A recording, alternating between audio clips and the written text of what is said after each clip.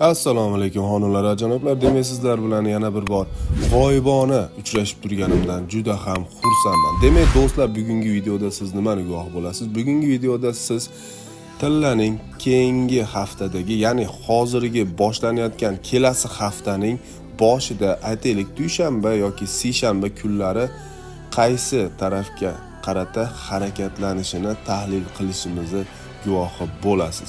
Demak, albatta bu tahlil va bizda tahlilga kerak bo'ladi, aniq nuqtadagi narxlar kerak bo'ladi.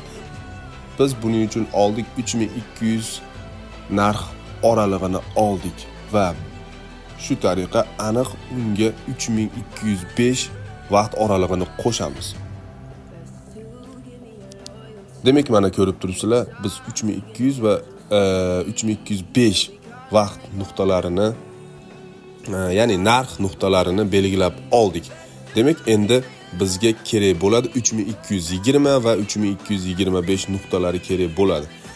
Albatta, shu joylarga biz aniq nuqtalarda joylashtiradigan bo'lsak, narxning harakati, ya'ni kelasi narxning harakati aynan shu joylarga o'zini reaksiyasini bildirib ketishiga ko'p guvoh bo'lyapmiz bozorda va buni amalda isbotlab ham kelyapmiz. O'sha o'zimizni guruhlarimizda, ya'ni Telegram guruhlarimizda berayotgan signallarimiz ham aynan shu tahlillar va boshqa yo'nalishdagi tahlillarga suyangan holda berilib borilyapti.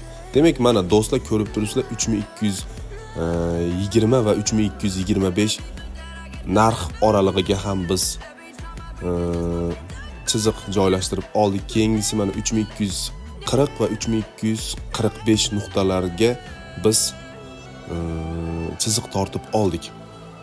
Demak, do'stlar, ko'rinish mana bunday holatda bo'lyapti. Demak, tillaning M15dagi holatdagi ko'rinishi, ya'ni aynan bugun yakshanba kunlik ko'rinishi shunday. Endi bizga target nuqtalar ham kerak bo'ladi. Ya'ni qayergacha biz tahlil qilishimiz mumkin, ya'ni tahlilimizning oxiri yoki tahlilimizning target nuqtalari shu joylar bo'lib beradi. Mana shu joylarga biz aniq nuqta etib belgiladik va mana bu ko'ryapsizlar, 40-45 nuqtani yorib o'tsa, demak narx 60-65 nuqtagacha boradi. Agar yora olmasa 20-25 nuqtagacha boradi.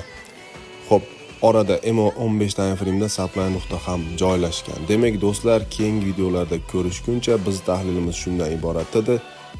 Sog' bo'linglar, salomat bo'linglar.